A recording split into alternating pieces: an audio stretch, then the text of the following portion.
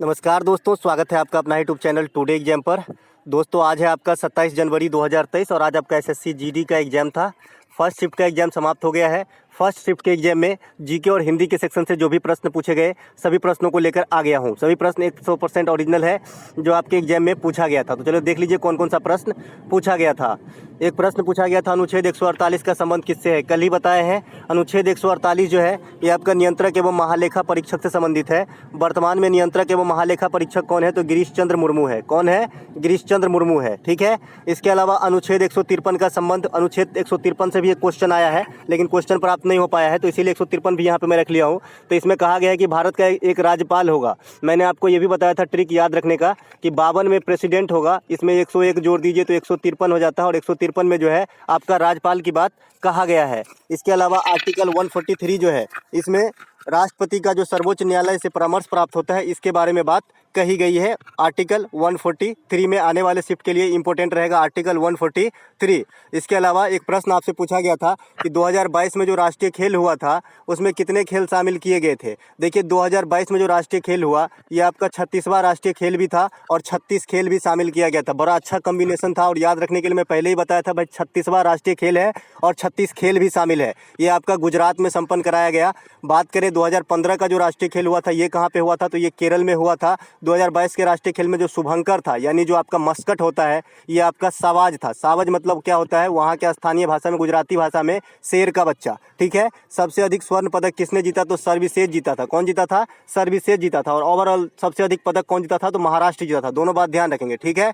इसके अलावा एक प्रश्न आपसे पूछा गया था कि 1936 में जो आयोजित हुआ था बर्लिन में ओलंपिक खेल, उसमें हॉकी टीम के कप्तान कौन थे? देखिए कितना पुराना क्वेश्चन पूछा गया है, क्योंकि ये महान आदमी से जुड़ा हुआ है इसीलिए आपसे पूछा गया है। तो ये आपका मेजर ध्यानचंद जो है 1936 में आयोजित बर्लिन में जो आपका हॉकी का खेल हुआ था, बर्लिन मतलब जर्मनी के अंदर, तो वहाँ पे आपका मेजर ध्यानचंद जो है कैप्टेंसी कर रहे थे। मेजर ध्यानचंद को जो है हॉकी का जादूगर कहा जाता है, जैसा कि आप जानते ही हैं। मेजर ध्यानचंद के जन्मदिन पर ही 29 अगस्त को जो है राष्ट्रीय खेल दिवस के रूप में मनाते हैं। अगर आपसे कोई पूछ ले कि विश्व खेल दिवस कब मनाते हैं तो 6 अप्रैल को जो है विश्व खेल दिवस के रूप में मनाया जाता है। इसके अलावा वर्ष 2022 के लिए मेजर ध्यानचंद पुरस्कार किसे दिया गया है अभी तक नहीं पूछा गया है, लेकिन ये क्वेश्चन को आप VVI करके रखेंगे अगर आने वाले शिफ्ट में आप एग्जाम देने वाले हैं तो ये शरद कमल को दिया गया है मेजर ध्यानचंद पुरस्कार 2022। शरद कमल क्या खेलते हैं? तो टेबल टेनिस से संबंधित है और जो कॉमनवेल्थ गेम बर्मिंघम इंग्लैंड में हुआ 2022 के अंदर, यहाँ पे 3 स्वर्ण पदक प्राप्त किए थे। ठीक है, शरद कमल, तो इसीलिए जो है इन्हें मेजर ध्यानचंद पुरस्कार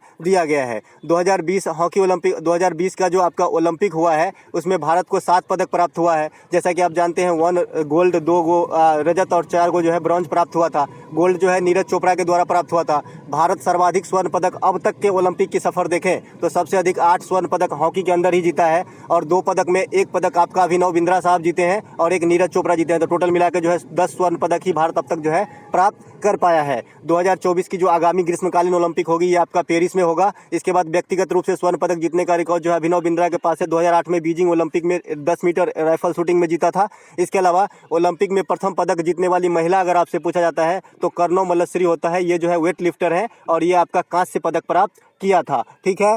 इसके अलावा एक प्रश्न आपसे पूछा गया, उपाधियों का अंत किस अनुच्छेद में वर्णित है? देखिए आज आर्टिकल से 2 क्वेश्चन पूछे गए और मैं आर्टिकल को लेके 91 इंपोर्टेंट आर्टिकल का एक वीडियो कल ही आपको प्रोवाइड कराया है। आशा करते हैं कि आप लोग देखे ही होंगे। दोस्तों जब भी आप पार्टिकुलर वीडियो की बात करते हैं मैं बना के दे देता हूँ, फिर आप लोग रिस्पॉन्स नहीं लेते और एग्जाम में क्वेश्चन छप जाती है। उपाधियों का अंत किस आर्टिकल में है ये रिपीट भी किया गया क्योंकि पहले भी पूछा जा चुका है। तो उपाधियों का अंत जो है अनुच्छेद 18 में है। अनुच्छेद 19 जो है प्रेस की स्वतंत्रता से है, इसी में वाक एवं अभिव्यक्ति का अधिकार जो है दिया गया है, मीडिया वगैरह इसी चलती है। इसके बाद जो है शांतिपूर्ण ढंग से कोई भाषण सम्मेलन वगैरह करने का अधिकार जो है आर्टिकल 19 में ही है। ठीक है। इसके बाद अनुच्छेद 17 जो है इसमें छुआछूत का अंत बताया गया है, इसे ही अस्पृश्यता का अंत कहा जाता है। अनुच्छेद 16 जो है इसमें लोक नियोजन के मामले में अवसरों की समानता है। इसके बाद अनुच्छेद 14 जो है इसमें आपका समता का अधिकार दिया गया है। इसके बाद अनुच्छेद 21 जो है इसे प्राण एवं दैहिक स्वतंत्रता का अधिकार कहा जाता है, इसे ही निजता का अधिकार कहते हैं और मैंने इसके बारे में बताया है कि ये आपातकाल में भी नहीं बदलता है।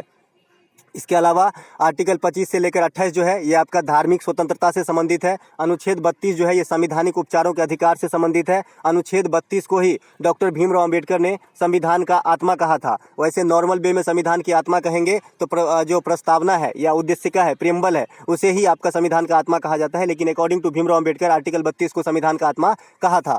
एक प्रश्न यहाँ पे पूछा गया था कि प्रधानमंत्री नरेंद्र मोदी ने दक्षिण भारत में पहला वंदे भारत एक्सप्रेस कहाँ चलाया था। देखिए, दक्षिण भारत में पहला वंदे भारत एक्सप्रेस जो है ये आपका बेंगलुरु से लेकर मैसूर तक चलाया था। आपको बता दें, जो वंदे भारत एक्सप्रेस है उसका दूसरा नाम ट्रेन 18 भी है और बिना इंजन वाला ट्रेन भी इसे कहते हैं। और ये भारत का सबसे फास्ट चलने वाला ट्रेन है, ठीक है, वैसे जो स्पेशल ट्रेन में, ठीक है। इसके अलावा एक प्रश्न आपसे पूछा गया था कि अरब सागर में कौन सी नदी गिरती है। देखिए, अरब सागर में तो गिरने के लिए बहुत सारी नदी गिरती है, लेकिन जो ऑप्शन में दिया गया था उस हिसाब से काम करना पड़ेगा। बहरहाल यहाँ पे नर्मदा नदी और ताप्ती नदी, ये दोनों नदी जो है आपके अरब सागर में गिरने वाली नदियों में से है। नर्मदा नदी जो है कहाँ से निकलती है, तो अमरकंटक से निकलती है। और ताप्ती नदी जो है खंभात की खाड़ी में गिरती है। तो खंभात की खाड़ी जो है आप लगभग जो है अरब सागर का हिस्सा है, तो ये भी अरब सागर की मान सकते हैं। नर्मदा नदी जो है उल्टी दिशा में फॉलो करती है, यानी आपके जो पूरब से पश्चिम की तरफ आता है, और ये आपका डेल्टा का निर्माण नहीं करता है। सरदार सरोवर परियोजना नर्मदा नदी पर स्थित है गुजरात के अंदर। ओमकारेश्वर परियोजना ये भी नर्मदा नदी पर स्थित है। नर्मदा नदी को मध्य प्रदेश का जीवन रेखा कहा जाता है, ठीक है, और ये एक्सचुरी का निर्माण करता है, ठीक है। तो ये सब बात आपको ध्यान रखना है।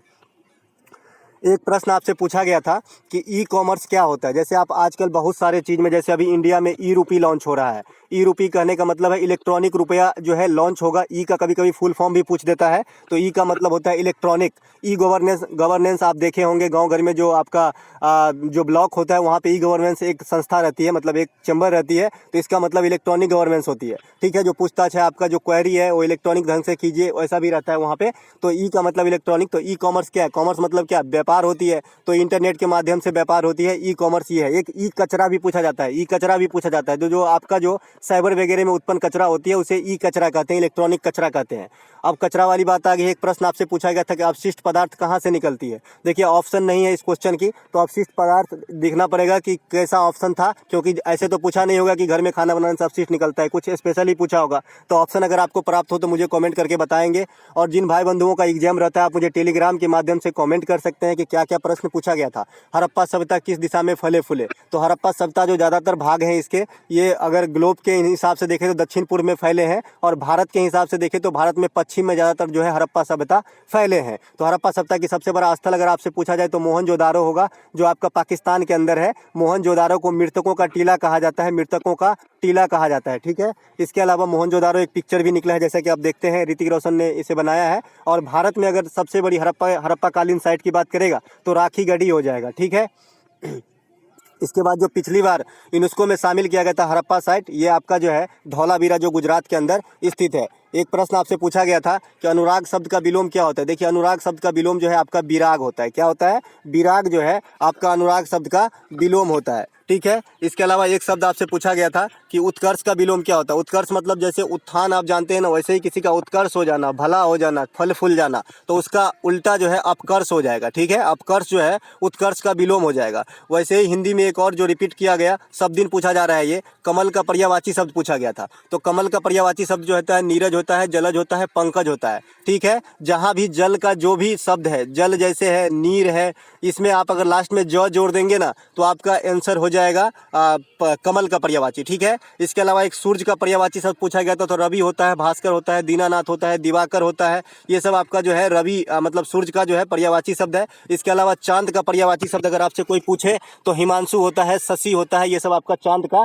पर्यायवाची शब्द होता है। एक प्रश्न आपसे पूछा गया था जनगणना 2011 के रिलेशन में, लेकिन क्वेश्चन क्लियर नहीं है, फिर भी मैं आपको जनगणना 2011 से कुछ यहाँ पे बता दे रहा हूँ, ताकि अगर कोई भी क्वेश्चन हो तो आपका आंसर मिल जाए। जनगणना 2011 के अनुसार जनगणना 2011 जो है ये पिछली जनगणना की बात है, यहीं का डाटा लेके आपको एग्जाम के अंदर जाना है। सबसे अधिक लिंगानुपात होता है तो केरल में होता है, सबसे अधिक साक्षरता भी केरल में होता है, सबसे कम शिशु मृत्यु दर जो अच्छा जाना जाता है तो ये भी केरल में होता है। सबसे कम लिंगानुपात हरियाणा में होता है, सबसे अधिक जनसंख्या घनत्व बिहार के अंदर है, सबसे कम जनसंख्या घनत्व अरुणाचल प्रदेश के अंदर है। केंद्र शासित प्रदेश में सबसे अधिक जनसंख्या घनत्व दिल्ली के अंदर है, और केंद्र शासित प्रदेश में सबसे कम जनसंख्या घनत्व अंडमान एवं निकोबार द्वीप समूह में है। केंद्र शासित प्रदेश में सबसे अधिक लिटरेसी रेट जो है लक्षद्वीप का है, ये बात भी ध्यान रखेंगे। रखेंगे, ठीक है। इसके अलावा जो आपका जनगणना 2011 के अनुसार सबसे अधिक जनसंख्या यूपी में है, सबसे कम जनसंख्या सिक्किम में है, सबसे अधिक शहरी जनसंख्या महाराष्ट्र के अंदर है, ये बात सब ध्यान रखेंगे। सबसे अधिक दशकीय वृद्धि, सबसे कम दशकीय वृद्धि पूछा गया होगा और ऋणात्मक दशकीय वृद्धि भी पूछा गया होगा तो नागालैंड हो जाएगा, ठीक है। नागालैंड में जो है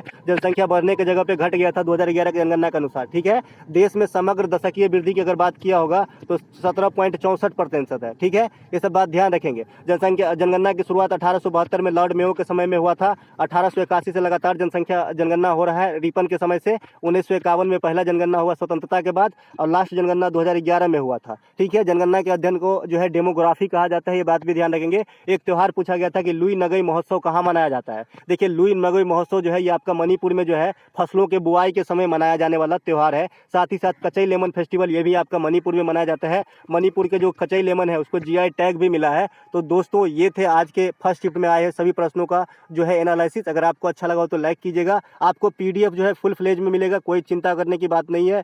और जो आपको अगर सेकेंड शिफ्ट में किसी भाई का एग्जाम है तो आप मुझे कमेंट करके बता सकते हैं प्रश्न, ताकि मैं जो है प्रश्न अच्छे से लेकर आ सकूं। तो चलिए दोस्तों मिलेंगे एक नई वीडियो में, तब तक के लिए जय हिंद।